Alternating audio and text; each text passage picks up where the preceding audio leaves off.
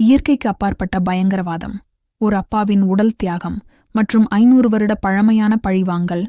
லீ குரோனின் இந்த முறை இரத்தத்தை மட்டுமல்ல, இதயத்தையும் உறைய வைக்கிறார்.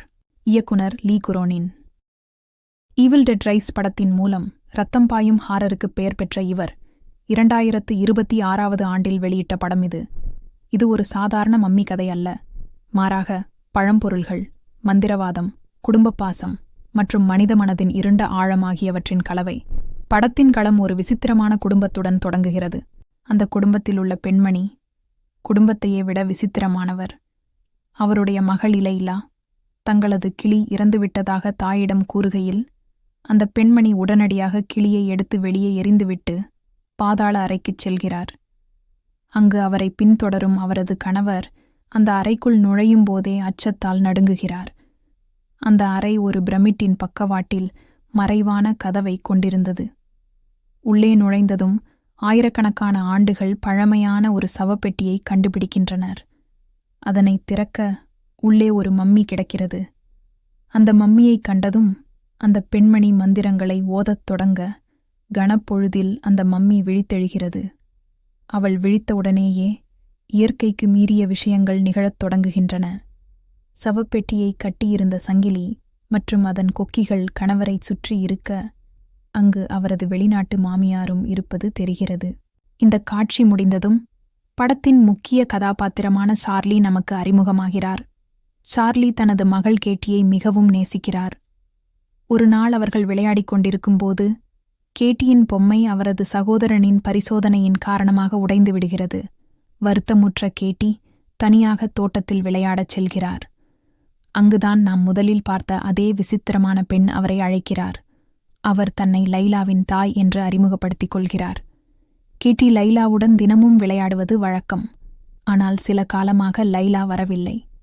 கேட்டி லைலாவின் தாயிடம் லைலா எங்கே என்று கேட்க, அவளும் அங்கேதான் இருக்கிறாள், ஆனால் நீ இன்று என்னிடம் வா என்று கூறி ஒரு மந்திர நிகழ்ச்சி இருப்பதாகவும் பரிசு ஒன்று கொடுப்பதாகவும் சொல்லி கேட்டியை அழைத்துச் செல்கிறார்.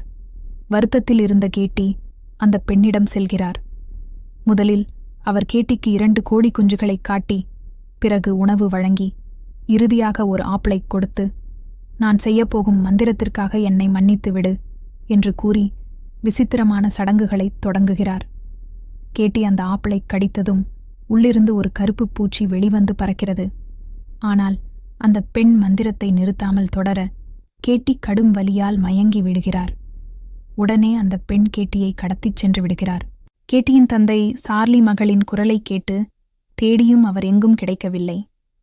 சந்தைக்கு சென்று தேடியபோது தனது மகளை கடத்திச் சென்ற அதே பெண் ஒரு குழந்தையை கையில் ஏந்தி ஓடுவதைக் காண்கிறார். அவரும் அவளை பின்தொடர்ந்து ஓட திடீரென கொடூரமான புயல் ஒன்று வீசி இருவரும் மாயமாகின்றனர். சார்லியால் அவரது மகளை கண்டுபிடிக்க இயலவில்லை. காவல்துறையினராலும் அவளை கண்டுபிடிக்க முடியவில்லை. கேட்டி காணாமற் போனது 4 ஆண்டுகளாகின்றன.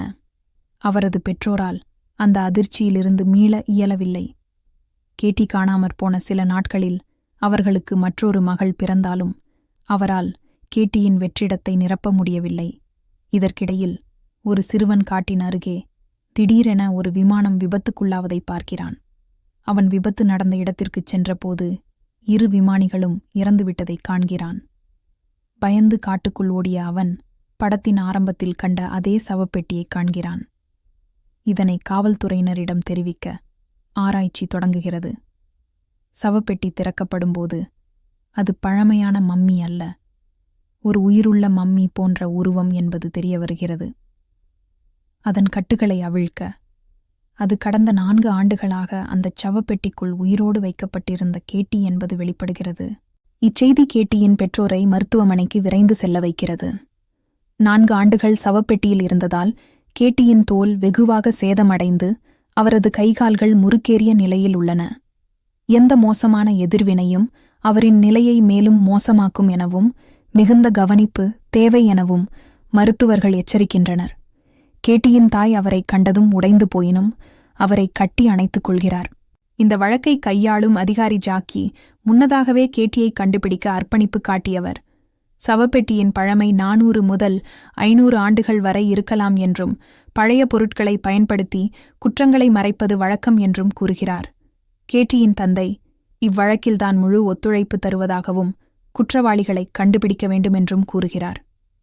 கேட்டி வீட்டிற்கு வந்ததும் அவரது பாட்டி ஹோலி பண்டிகையின் பொருட்டு வேடிக்கையாக ஏதேனும் செய்ய முற்படுகிறார். ஆனால் அது கேட்டியின் உடலை வினோதமாக வளைக்கவும் விசித்திர சப்தங்களை எழுப்பவும் காரணமாகிறது. அதிர்ச்சியடைந்த கேட்டியின் தாய் அவருக்கு ஊசி போடுகிறார். இங்கு முக்கியமான தகவல் ஒன்று வெளிப்படுகிறது. சார்லியின் தந்தை, கேட்டியின் தாத்தா, ஒரு பத்திரிகையாளர் மற்றும் சிறந்த புலனாய்வாளர். இந்த தகவலைக் கொண்டு சார்லியும் அவரது மனைவியும் தாங்களாகவே விசாரிக்கத் தொடங்குகிறார்கள். அப்போது கேட்டி தனது படுக்கையில் இருந்து மாயமாகி மாடியில் ஒளிந்திருப்பது கண்டுபிடிக்கப்படுகிறது. அவர் ஒரு பெரிய தேளைப் பிடித்து அதனை உட்கொள்ள முயற்சிக்க அம்மாவும் அப்பாவும் அவரது வாய்க்குள் கையை விட்டு அதனை வெளியே எடுக்க முயற்சி செய்கின்றனர். அப்போது கேட்டி வாந்தி எடுக்கிறார். ஆனால் அந்த வாந்தி இயற்கையானதல்ல. பிசுபிசுப்பான பச்சை நிற திரவம் வெளிவருகிறது.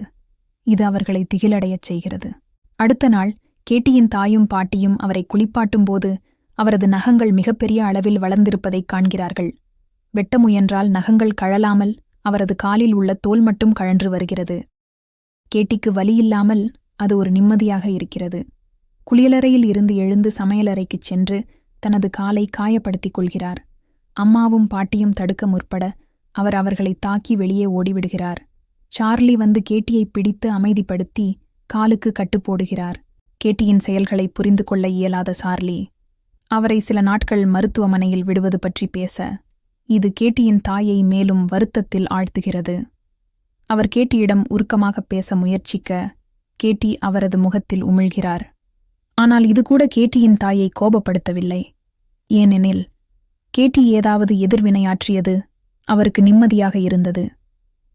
அன்றிரவு கேட்டியின் தந்தை அவரிடம் கண்ணீரை வடித்துக்கொண்டு மன்னிப்பு கேட்கிறார். அன்றுதான் தோட்டத்தில் கேட்டியை தனியாக விட்டுச் சென்றதே இதற்கெல்லாம் காரணம் என்றும், அப்படி செய்யாமல் இருந்திருந்தால் கேட்டி இன்று நலமாக இருந்திருக்க முடியும் என்றும் வருந்துகிறார். அப்போதுதான் கேட்டி பேச முயற்சிக்கிறார். ஆனால் அவர் விசித்திரமான முறையில் பற்களை நொறுக்குகிறார். சிறுவயதில் உளவாளி ஆக வேண்டும் என்ற ஆசையில் கேட்டி மோர்ஸ் குறியீட்டை கற்றுக்கொண்டதை அவரது தந்தை நினைவுபடுத்துகிறார். அந்த பல் நொறுக்கும் சத்தத்தை குறிப்பெடுத்து டிகோட் செய்ய அதில் லைலா காலில் எனும் பெயர் வெளிப்படுகிறது. இது வழக்கில் முக்கிய துப்பாகிறது. உடனடியாக ஜாக்கிக்கு தகவல் தெரிவிக்கப்படுகிறது. கேட்டியின் வாழ்க்கையில் லைலா யார் என ஆராய சார்லி கேட்டி காணாமற் போன பிறகு வந்த கடிதங்களைச் சோதிக்கிறார். அவற்றில் ஒன்று லைலா காலில் என்பவரிடமிருந்து வந்திருந்தது. அந்த கடிதத்தில் அன்று அந்த வினோதப் பெண் கேட்டிக்கு கொடுத்த அதே சாக்லேட் சிப்பும் இருந்தது.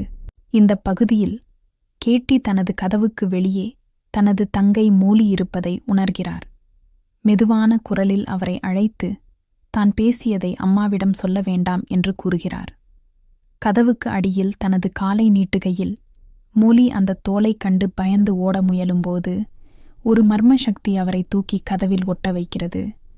இந்த சக்தி கேட்டிக்கு உள்ளே இருந்த பேயின் செயலாகும். இதற்கிடையில் ஜாக்கி இந்த வழக்கில் அயராது உழைத்து பல லைலா காலில்களைக் கண்டுபிடிக்கிறார். அவர்களில் ஒருவர் பாலைவனத்தில் ஆப்பிள் பண்ணைகளை வைத்திருந்தார். கேட்டி காணாமற் போன இடத்தில் அரைத்து உண்ணப்பட்ட ஆப்பிள் கிடந்தது நினைவுக்கு வருகிறது. உடனே அந்த பண்ணைக்குச் செல்லும் ஜாக்கி அதன் நடுவே ஒரு வீட்டைக் காண்கிறார். அது படத்தின் ஆரம்பத்தில் கண்ட அதே வீடுதான். உள்ளே நுழைந்து மோசமான நிலையிலிருந்த அந்த வீட்டில் ஒரு இரகசிய கதவை கண்டுபிடித்து அதன் வழியே மீண்டும் அந்த பிரமிடிற்கு வந்து சேர்கிறார்.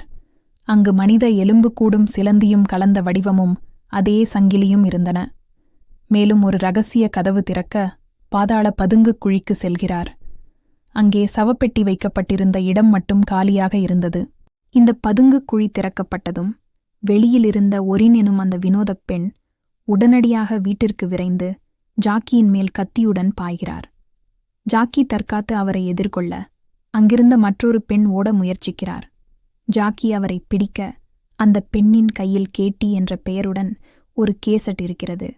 ஜாக்கி அவரிடம் லைலா காலில் யார் என்று கேட்க அந்த பெண்தானே லைலா காலில் என்றும் தனது தாயான ஒரின்தான் இதற்கெல்லாம் காரணம் என்றும் உண்மையை வெளிப்படுத்த முற்பட்ட போது தனது தாய் தன்னை பேசும் ஆற்றலை இழக்கச் செய்து விட்டதாகவும் கூறுகிறார். பின்னர் கேட்டியின் பாட்டி கேட்டிக்கு புனித வசனங்களை ஓதி ஆறுதல் அளிக்க முற்படுகிறார். இது கேட்டிக்குள்ளிருந்த பேயை கடுமையாக கோபப்படுத்துகிறது. கேட்டி பாட்டியை தனது மாலையால் கழுத்தை நெரித்து ஜன்னல் வழியாக வெளியே தள்ளிவிடுகிறார். கண்ணாடி உடைந்த சத்தம் கேட்டு ஓடிவரும் கேட்டியின் தாய் தனது தாய் விழுந்து இறந்துவிட்டதைக் கண்டு உடைந்து போகிறார். இந்த நேரத்தில் ஜாக்கி லைலா காலிலிடமிருந்து பெற்ற வீடியோவை பார்க்கிறார். அந்த வீடியோவில் ஒரின் ஒரு பிசாசு வழிபாட்டுக் குழுவின் உறுப்பினர் என்பது தெரிகிறது. வருடா வருடம் சிறு குழந்தைகளின் உடல்களை பலியிட்டு அந்த பிசாசுக்கு புதிய உடம்புகளை வழங்கி அவனை உயிரோடு வைத்திருந்தனர். கேட்டியை அந்த மம்மியின் மேல் வைத்து மந்திரம் செய்து அந்த மம்மியின் இருண்ட சக்தி கேட்டிக்குள் செலுத்தப்பட்டுள்ளது. அப்போதுதான் கேட்டியின் வினோதச் செயல்களுக்கான காரணம் விளங்குகிறது. வீடியோவை பார்த்து கொண்டிருக்கும் போதே கேட்டி தன்னை விடுவித்துக் கொண்டு தனது சகோதரனை தனது சக்தியால் கட்டுப்படுத்தி தப்பிக்கிறார். எல்லாரும் அவரை அடக்க வர அவர் காற்றில் மிதக்கிறார். ஜாக்கி கட்டுப்படுத்த வர கேட்டி அவரை படிக்கட்டில் தள்ளி மயக்கமடையச் செய்கிறார். தாயையும் தூக்கி எறிந்துவிட்டு சார்லி கேட்டியை பிடிக்க முயற்சிக்கிறார். தனது வலிமையை முழுவதும் உபயோகித்து அவரை கீழே இழுத்து பிடிக்கும்போது கேட்டியின் உடம்பு அந்த சக்தியை தாங்க முடியாது என்பதை உணரும் அந்த பேய் உடனே சார்லியின் உடம்பிற்குள் நுழைந்து விடுகிறது. இருவரும் மயக்கம் அடைகின்றனர். கேட்டி மீது நடத்தப்பட்ட சடங்கு பற்றி தற்போது அனைவருக்கும் தெரிந்துவிட்டதால் பேய் பிடித்த ஒருவரை கட்டுப்படுத்தும் முறையும் தெரியும். அவரை ஒரு சவப்பெட்டியில் அடைத்து வைக்க வேண்டும். எனவே சார்லியின் உடல் அந்த சவப்பெட்டிக்குள் வைக்கப்படுகிறது. கேட்டி முற்றிலும் குணமடைகிறார். தனது அப்பாவை ஆழமாக நேசிக்கும் கேட்டி அந்த சவப்பெட்டியின் மேல் அமர்ந்து தந்தையுடன் பேசி மகிழ்கிறார். இதைக் காணும் தாய் மகளின் நிலைக்கு மிகுந்த பரிதாபப்படுகிறார். அப்போதுதான் படத்தின் முக்கிய திருப்பம் வெளிப்படுகிறது. ஒரின் ஜாக்கி சுட்ட நாளில் இறந்துவிடவில்லை. அவர் தப்பிப் பிழைத்து சிறையில் அடைக்கப்பட்டிருந்தார். கேட்டியின் தாய் சார்லியின் உடலை அதற்குள் பேய் இருப்பதால் அந்தச் சிறைக்கு எடுத்துச் செல்கிறார். அந்த மனிதரின் தோற்றத்தைக் கண்ட ஓரின் அவர்களது நோக்கத்தை புரிந்து கொண்டு நடுங்குகிறார். ஏனெனில் இப்போது அந்த பேய் சக்தியை அவரது உடம்பிற்குள் மாற்றப் போகிறார்கள். முன்னர் பல குழந்தைகளுக்கு அவர்கள் செய்த அதே கொடூரமான சடங்கை இப்போது ஒரினின் மீது அவர்கள் செய்யப் போகிறார்கள். இறுதியில் அந்த வினோதமான பெண் தனது செயல்களுக்கு தண்டனை அடைகிறார். பேய் சக்தி அவரது உடம்பிற்குள் அடைக்கப்படுகிறது. சார்லி விடுவிக்கப்படுகிறார். கேட்டிக்கு தனது தந்தை மீண்டும் கிடைத்துவிடுகிறார். லீ குரோனின் தனது வழக்கமான ஹாரர் கலைத்திறனை இங்கும் வெளிப்படுத்தியுள்ளார். மம்மி மற்றும் மந்திரவாதத்தை மட்டுமல்லாமல் ஒரு தந்தைக்கும் மகளுக்குமான பிணைப்பு, தியாகம் மற்றும் தீமைக்கான பதில் ஆகியவற்றை பயங்கர உருவகங்களுடன் வழங்கியுள்ளார். பழமையான சவப்பெட்டிகள், நவீன கால புலனாய்வு, மோர்ஸ் குறியீடு என பழமைக்கும் புதுமைக்குமான இந்த கலவை ரசிகர்களை கதையில் முழுமையாக ஈடுபட வைக்கும். கேட்டி தனது அப்பாவை இழந்தது போன்ற உணர்வும் மீண்டும் பெற்றது போன்ற உணர்வும் பார்வையாளர்களின் உள்ளத்தில் ஒரு அசைக்க முடியாத தாக்கத்தை ஏற்படுத்தும். இந்த விளக்கம் உங்களுக்கு பிடித்திருந்தால் உங்கள் நண்பர்களுடன் பகிர்ந்து கொள்ளுங்கள். இப்படி மேலும் பல திரைப்பட விளக்கங்களுக்கு தொடர்ந்து பின்தொடரவும். உங்களுக்கு இந்த மாதிரி ஹாரர், எமோஷனல் கதைகள் பிடிக்குமா? கமெண்டில் சொல்லுங்க.